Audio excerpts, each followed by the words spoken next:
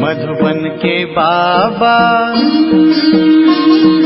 मधुबन के बाबा मुरली वाले, आपका क्या कहना, आपका क्या कहना। ओम शांति।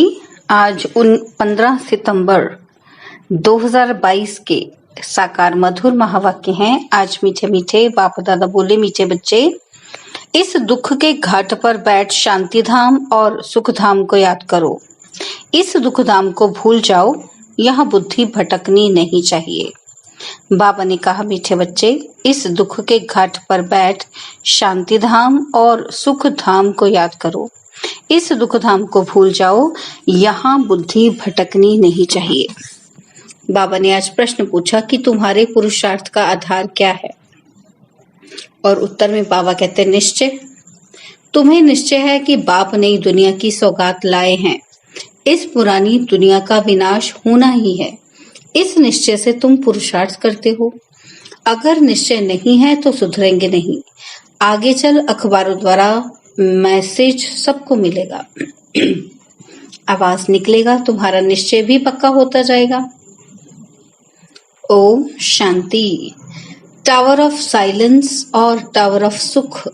तुम बच्चे यहाँ बैठे हो तो तुम्हारी बुद्धि घर में जानी चाहिए। वह है शांति का टावर। ऊंच ते ऊंच को टावर कहा जाता है। तुम शांति के टावर हो। घर में जाने के लिए तुम पुरुषार्थ कर रहे हो। कैसे जाते हो? जो टावर में रहने वाला बाप है, वह शिक्षा देते हैं कि मुझे याद करो, तो शांति के टावर में आ जाएंगे। उसको घर भी कहा जाता है, शांति धाम भी कहा जाता है। यह बातें समझाई जाती हैं। अपने सुख धाम शांति धाम की याद में रहो। नहीं रह सकते हो तो गोया जंगल के कांटे हो, इसलिए दुख भासता है। अपने को शांति धाम के निवासी समझो। अपने घर को याद करना है ना, भूलना नहीं है। घर है ही बाप का, यह है ही दुख का घाट। यहाँ बैठे भी जिनको बाहर की बातें याद आती हैं तो ऐसे नहीं कहेंगे कि इनको अपना घर याद है। इसलिए बाप रोज शिक्षा देते रहते हैं, घड़ी घड़ी शांति धाम सुख धाम को याद करो। गीता में भी बाप के महावाक्य है कि मुझे याद करो। भगवान क्या बनाएंगे? स्वर्ग का मालिक बनाएंगे, और क्या।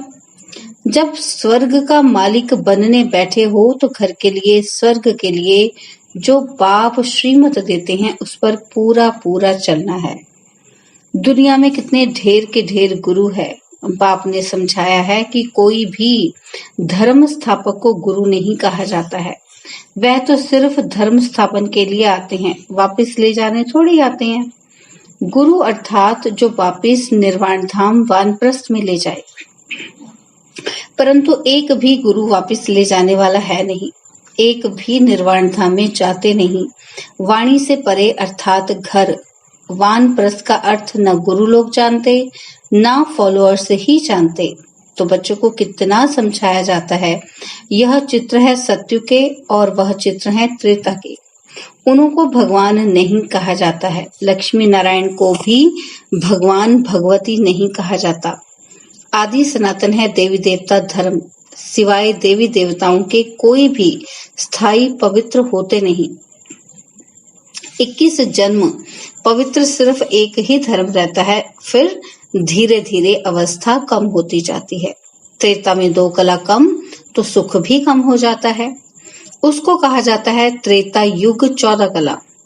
अभी तुमको बाप का परिचय है और सृष्टि चक्र का ज्ञान है। उसको ही तुम याद करते हो, परंतु कईयों की बुद्धि कहाँ न कहाँ भटकती रहती है, याद नहीं करते हैं। अच्छा, और कुछ भी ना समझ सको तो आस्तिक बनकर बाप को तो बुद्धि में याद रखो। बाप और रचना के आदि मध्य अंत को तो जानते हो ना। उस झाड़ का आदि मध्य अंत नहीं कहा जाता है।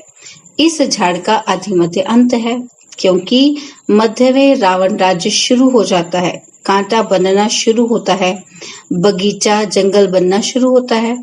इस समय सारे झाड़ की जड़ जड़ी भूत अवस्था हो गई है। सारा झाड़ सूख कर तमो प्रधान हो गया है। सारा सूखा हुआ झाड़ है, फिर कलम लगाना पड़े। इसका कलम लगता है, कलम ना लगे तो प्रलय हो जाए। प्रलय अर्थात सारी जलमयी नहीं होती है, भारत रह जाता है, परंतु जलमयी नाम तो है ना।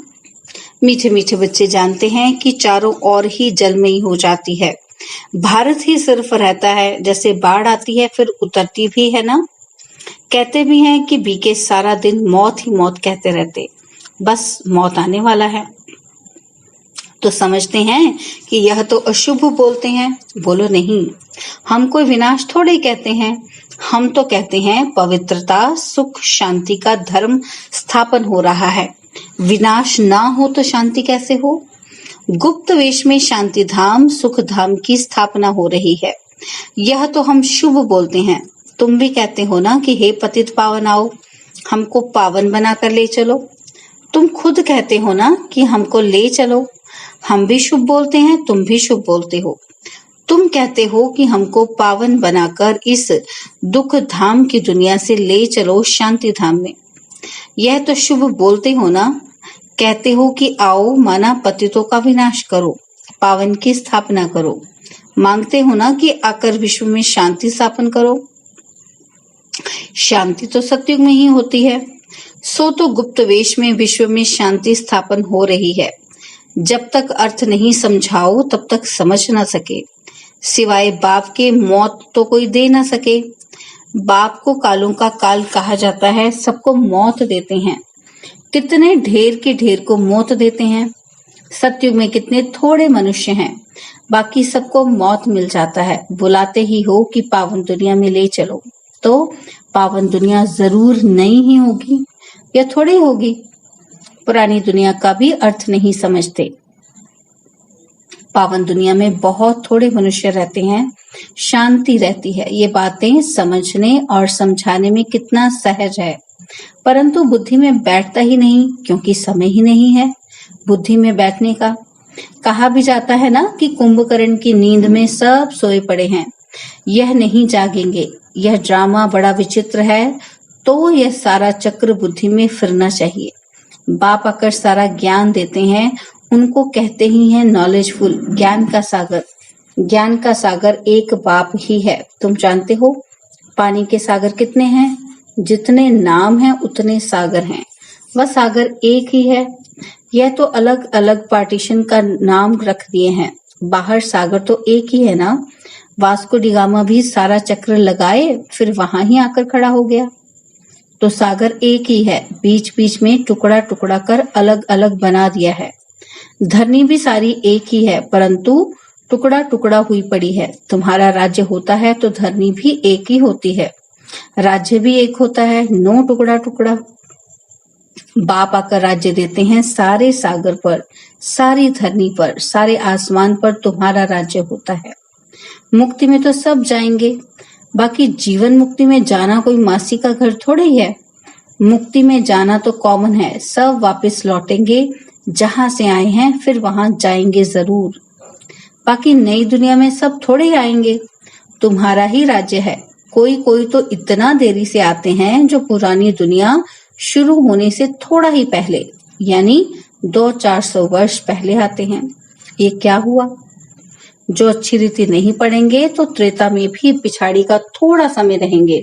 16 कला तो कभी बन ना सके, 14 कला के भी पिछाड़ी में आएंगे। उनको सामने दुख की दुनिया देखने में आएगी, कांटों की दुनिया के नजदीक आ जाएंगे। वहां को ये मालूम नहीं पड़ता है। सारी नॉलेज अभी है जो बुद्धि में धारण करनी होती है। इस समय मनुष्य के पास पैसे देखो कितने होंगे, कितने महल बनते रहते हैं, कितनी ऊंची ऊंची मड़ियां मंजिलें बनाते रहते हैं। समझते हैं सतयुग से भी भारत अभी ऊंच है, अभी ही 18-20 मंजिल बनाते रहते हैं, तो अंत में कितनी मंजिल वाले बनाएंगे? सतयुग त्रेता में तो वही माड़ियां होती नहीं, द्वापर में भी नहीं होती। यह तो कलयुग में जब आकर बहुत मनुष्य हो जाते हैं तो 2 मंजिल 10 मंजिल बढ़ाते जाते हैं, क्योंकि मनुष्य बढ़ते जाते हैं तो वे कहाँ जाएं? धंधा दौरी बहुत है, तो बड़े बड़े मकान भी बनाते रहते हैं शोभा के लिए।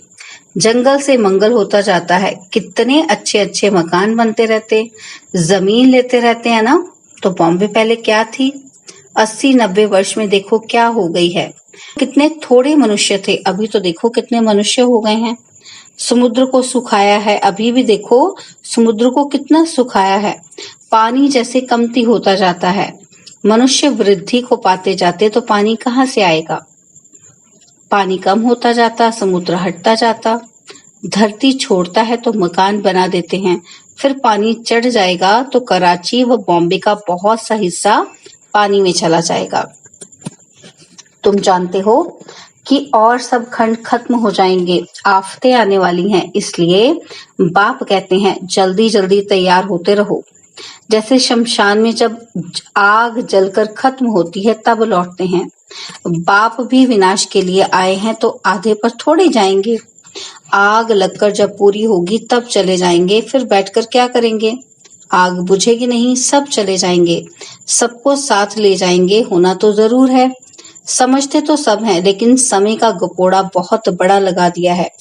बच्चों को समझाना भी गीता पर है। गीता एपिसोड है ना, जिसमें देवी देवता धर्म की स्थापना हो रही है। वहां एक ही धर्म होगा, बाकी सब धर्म विनाश हो जाते हैं। सिर्फ यह गीता ही है जो भगवान ने गाई है। मनुष्य ने भक्ति मार्ग के लिए बैठ शास्त्र बनाए हैं, ऐसी ऐसी पॉइंट्स धारण कर फिर सुनानी चाहिए। कहते हैं बाबा भूल जाते हैं, धारणा नहीं होती। बाबा कहते फिर क्या करें। राजधानी स्थापन होती है, इसमें नंबरवार तो सब चाहिए। सबके ऊपर कृपा करने की ताकत हो तो बाप स्वर्ग का मालिक सबको बना दे, लेकिन नहीं, यह तो बनने ही है नंबरवार। यह कोई भी समझ सकते हैं कि भगवान आया हुआ है। भगवान जरूर स्वर्ग की सौगात ले आएंगे। नई दुनिया स्थापन करने आते हैं तो जरूर संगम पर ही आएंगे। नई दुनिया स्थापन करने तुम सुनते हो और निश्चय से पुरुषार्थ करते हो। जिनको निश्चय ही नहीं वे कब सुधरेंगे ही नहीं, भल कितना भी माथा मारो। तो बाबा के अवतरण का पैगाम सबको देना है, मैसेज देना है। आगे चलकर अखबारों में पढ़ ही जाएगा। जैसे तुम्हारा नाम बदनाम भी अखबारों द्वारा हुआ, फिर नाम बाला भी अखबारों द्वारा ही होगा। दुनिया तो बहुत बड़ी है, सब जगह तो तुम बच्चियां जा नहीं सकेंगी। कितने शहर हैं, कितनी ढेर भाषाएं हैं। अखबारों द्वारा सब जगह आवाज पहुंच जाता है। कोई भी आएगा कहेगा हाँ अखबारों द्वारा आवाज सुना है, तो तुम्हारा नाम अखबारों द्वारा ही होगा। ऐसा नहीं समझो कि सब तरफ तुमको जाना पड़ेगा, फिर तो पता नहीं कितना समय लग जाए। अखबारों द्वारा ही एक्यूरेट सुनेंगे। तुम कहते भी हो कि बाप को याद करो तो पाप कट जाएंगे, अखबारों में तो पढ़ना ही है। अब तुम्हारा नाम बाला होगा तो फिर बढ़ता जाएगा। जैसे कल्प पहले पता पड़ा होगा वैसे ही समय पर पड़ेगा, सबको मैसेज मिलेगा। युक्तियां चल रही हैं, बहुत अखबार वाले डालेंगे, किसी को बुद्धि में बैठा और डाल देंगे, सब धर्म वालों को मालूम पड़ जाएगा। तब तो कहेंगे अहो प्रभु तेरी लीला। पिछाड़ी में बाप की याद सबको आएगी, परंतु कुछ भी कर नहीं सकेंगे। यह खेल है ना, खेल को जान जाएंगे। 84 चक्र का खेल सब अखबारों में पड़ जाएगा। जहां भी जाओ अखबार जरूर निकलते हैं। अखबार द्वारा सबको आवाज तो पहुंचता है ना। तुम्हारी बातें तो सबसे ऊंच है ना। विनाश का समय भी तो जरूर आना है, ड्रामा प्लान अनुसार। जैसे कल्प पहले मालूम पड़ा होगा अभी भी पड़ेगा। धीरे धीरे स्थापना होती है ना। संगम युग याद पड़े तो स्वर्ग भी याद पड़े। स्वर्ग को याद करो और मन मना भव बाप को भी याद करो तो बेड़ा पार हो। जब तक विनाश ना हो शांति कहाँ से आए। विनाश का नाम ही कड़ा है। मनुष्य सुनकर बहुत डरते हैं। यह तो राइट बात है ना। पतित दुनिया में अनेक दुख हैं और पावन दुनिया में अनेक सुख हैं। बाप देखो सौगात कैसी लाते हैं। अच्छा, मीठे मीठे सिकिलते बच्चों प्रति माता पिता बाप दादा का याद प्यार और गुड मॉर्निंग। रूहानी बाप की रूहानी बच्चों को नमस्ते। हम रूहानी बच्चों की रूहानी बाप दादाजी को दिलवा जान सिकवा प्रेम से नमस्ते। ओम शांति। प्यारे बाबा, मीठे बाबा, मेरे बाबा, शुक्रिया बाबा, शुक्रिया बाबा, शुक्रिया बाबा। धारणा के लिए मुख्य सार है। पहला पॉइंट, पढ़ाई को अच्छी तरह पढ़कर ऊंच पद पाना है। आफतें आने के पहले नई दुनिया के लिए तैयार होना है। सेकंड पॉइंट है, अपने को सुधारने के लिए निश्चय बुद्धि बनना है। वाणी से परे वानप्रस्थ में जाना है। इसलिए इस दुखधाम को भूल शांति धाम और सुख धाम को याद करना है। बाबा ने वरदान दिया, किसी भी परिस्थिति में फुल स्टॉप लगाकर दुआओं का अधिकार प्राप्त करने वाले महान आत्मा भव। किसी भी परिस्थिति में फुल स्टॉप लगाकर दुआओं का अधिकार प्राप्त करने वाले महान आत्मा भव। महान आत्मा वो है जिसमें स्वयं को बदलने की शक्ति है और जो किसी भी परिस्थिति में फुल स्टॉप लगाने में स्वयं को पहले ऑफर करते हैं। मुझे करना है, मुझे बदलना है। ऐसी ऑफर करने वालों को 3 प्रकार की दुआएं मिलती हैं। पहली, स्वयं को स्वयं की दुआएं अर्थात खुशी मिलती है। दूसरा, बाप द्वारा और तीसरा, ब्राह्मण परिवार द्वारा। इसलिए अलबेलापन नहीं लाओ कि ये तो होता ही है, चलता ही है। फुल स्टॉप लगाकर अलबेलेपन को परिवर्तन कर अलर्ट बन जाओ।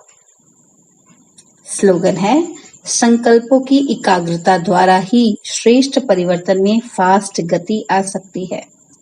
संकल्पों की एकाग्रता द्वारा ही श्रेष्ठ परिवर्तन में फास्ट गति आ सकती है। ओम शांति।